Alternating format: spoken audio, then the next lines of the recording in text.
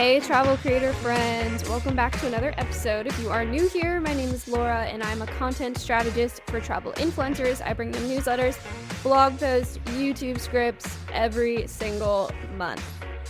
But today we're talking about what often gets in the way of me creating these things, and I know you experience this as well. And it's called procrastination, and you're no stranger to it. But I want to talk about it more because I think it's so interesting. Okay, let's get into it.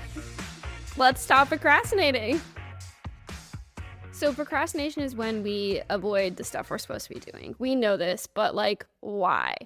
And on a pretty basic level, it's not hard to figure out why. It's really just because we are turning away the long-term benefits for short-term rewards, and I can't even blame ourselves. But to be honest, when I say that out loud, it makes me realize that procrastination is probably only getting worse because we spend so much time online and can quickly swipe through, quite literally, things we don't want to see and just get to the stuff that we do. And that's not helping us at all.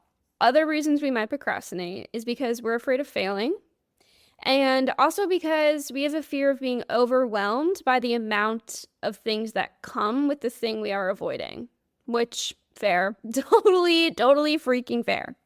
But there are a couple of more specific reasons why we actually procrastinate. When it comes to overwhelm and how that plays into procrastination, it's often there because it feels like it's unclear where we're supposed to start a task. It feels like there's just too many things in the way that's stopping us from starting. And similarly, this goes hand in hand. Another reason is because we have abstract goals. So our goals just aren't clear enough to help us realize what the whole purpose is or what we should be doing. And then this research says another reason we procrastinate is because of a problematic environment, which I think is really funny because that makes sense to me.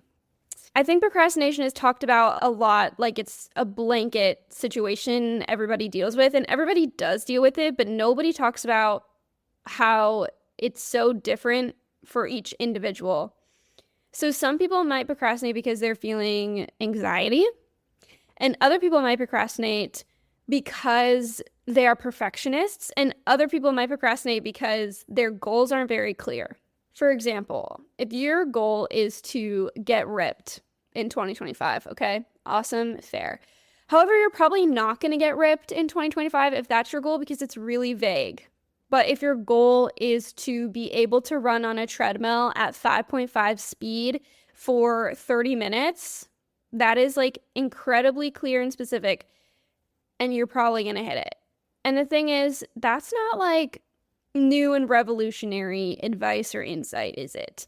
I oftentimes, when I'm putting together these podcast episodes that are a little bit more research heavy or just reflecting on things that I've learned about content creation or business building, I realize that the advice is incredibly simple, yet incredibly hard to actually do.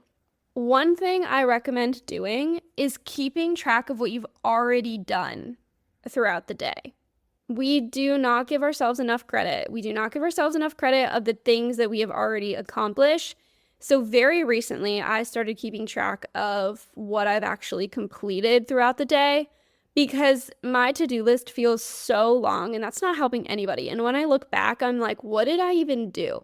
So I, at the beginning of the year, started an end of week sort of business journal update where I just write how did the week go? What did I get done?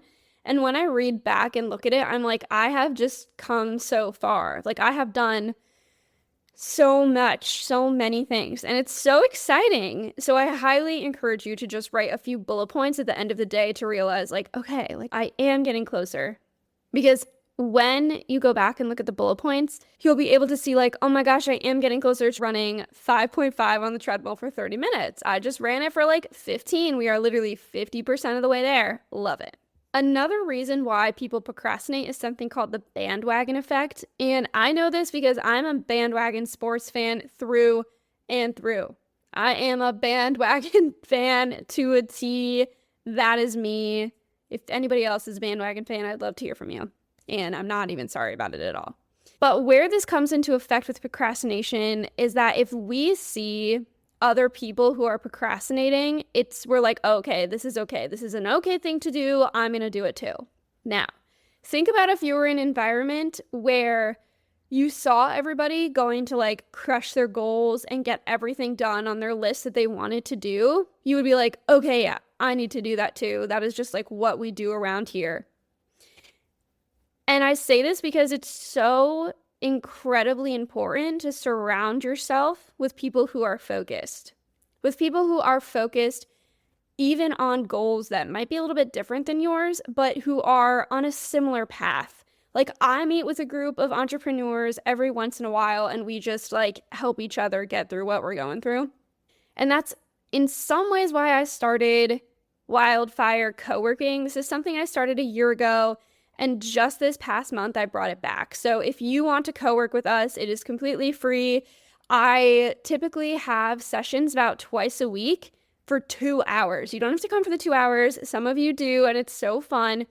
But it's there to help us get shit done. There are so many times, even when I am the host of this co-working, where I am like, I don't want to co-work. And then I see that it's on my schedule and I'm like, oh, fine. And then I get done things that I wouldn't have gotten done if I wasn't co-working. So it's so helpful. And being around people who are also working really hard makes me work really hard and like actually lock in, especially when I schedule them at times of day where my brain is just like not turned on, not ready to work. So if you want to join co-working, there is a link below to join Wildfire Co-working. You'll be put on a little email list so you get a little update when we have upcoming sessions. Thank you to everyone who has joined so far. And if you join, you get little treats. You get little discounts from me on my services, one-on-one calls, as well as my 7-day newsletter challenge. So highly recommend. It is quite literally an easy way to get shit done and get a discount. I found this article from thefocuscourse.com, which is put together by a course creator. And to be honest, I want him on the podcast, but I'm going to kind of reiterate here what he has to say about procrastination because it is just so fascinating. Procrastination is the greatest enemy to producing meaningful work. And then he says, and this is because it robs you of the process of sitting down every day to be creative and to think and to do the work. The path to success, both in our careers and accomplishing life goals, is rarely glamorous. It's usually mundane and repetitive. That alone, mic drop moment, is so true. Most people hit their goals because they follow a completely boring process. And I think that's why some of us creatives can fall into procrastination, because we need the excitement and like the stimulation and the feeling of working up into a deadline that like gets me locked in and going. But when we procrastinate, we are putting ourselves off from doing the very boring shit that is going to make us a lot of money. Okay, he continues and says, underachievers will waste their day daydreaming about when their big break will come, while they procrastinate doing work they don't see as important. Meanwhile, true achievers will do the work day in and day out with vision and strategy and consistency.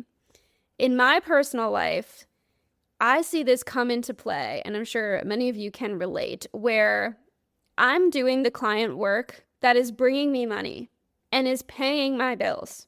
But I am often doing much more of that client work than I am doing work for my business that I know is going to not pay me right now. Like, I'm not going to send an invoice to those things, but will pay me so much more money in the long run. And that is like the mental gymnastics that is so freaking hard to do when you're just like building any sort of content creation business alone. Now, this article continues and it says, the longer you put something off, the easier it becomes to put it off. And that unchecked procrastination will bleed over into other areas of your life. So have you ever noticed how people who are disciplined with their finances are usually disciplined with their time and their diet and their relationships?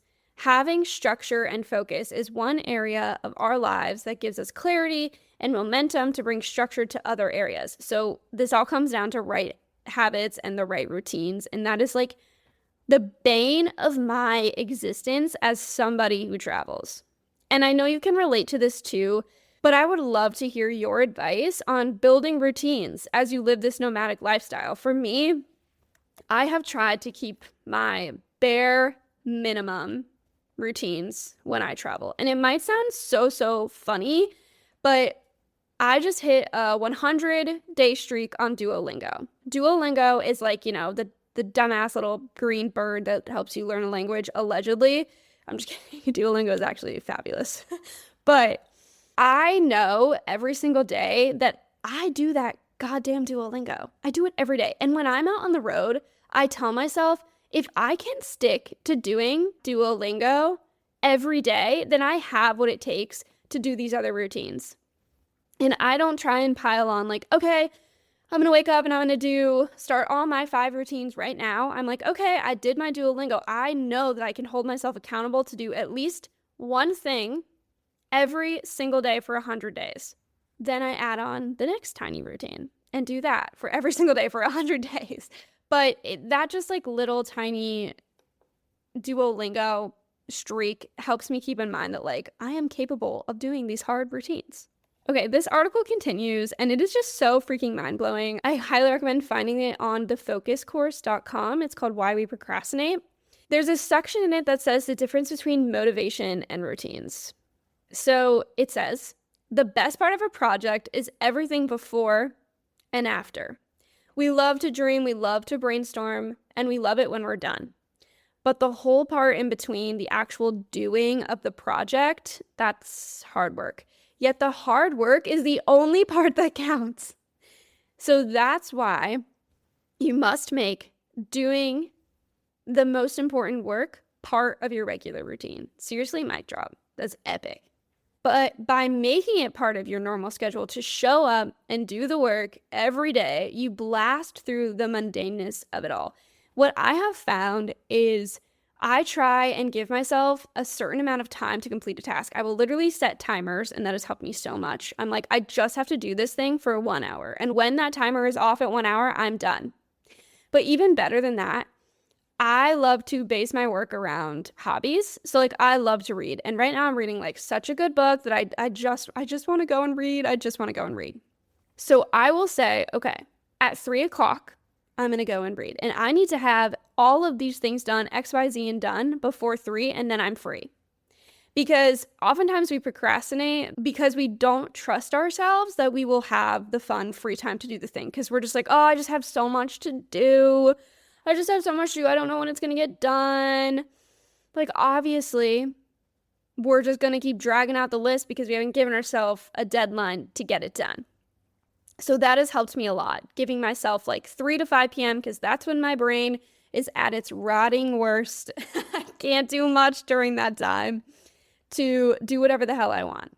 It's awesome. It's called White Space. I highly, highly recommend it. I need to get back into doing it more consistently because then I often have productivity guilt, which is a whole nother thing. But essentially, it's where when you're relaxing, you're like, I shouldn't be relaxing. I should be working, when that is really fucking sad. Okay. The last part of the article I'll share with you says, doing the hard but rewarding work, your best work, simply becomes part of what you do every day. You don't have to waste energy thinking about if you're going to show up or not. You just do it. And that routine helps you focus your decision-making energy for the work and choices that matter most. That is one of the reasons why routine is so important, is that decision fatigue alone. When we don't have routine, we wake up every day and we're like, what should I do? What should I decide? When we don't plan ahead and we don't have that routine, the decision fatigue is real. And I love that this article points out that when you make yourself a routine and you just get up and do the damn thing, you can save your decisions for not your habits and what you're going to do, because those are set in stone. You're going to save your brain decision making. Where I want to tie this into content creation, and oftentimes I like to bring up these sort of business lifestyle-y aspects on this podcast, because I think too many marketing podcasts ignore the fact that building a business involves so much more of your life and your lifestyle than anybody on the internet really cares to admit. So One of the biggest takeaways I would ask you to run away with this episode from is the part that we procrastinate when we feel overwhelmed. When you are the only person in your business, you are in charge of so many things and things you didn't fucking sign up for, frankly.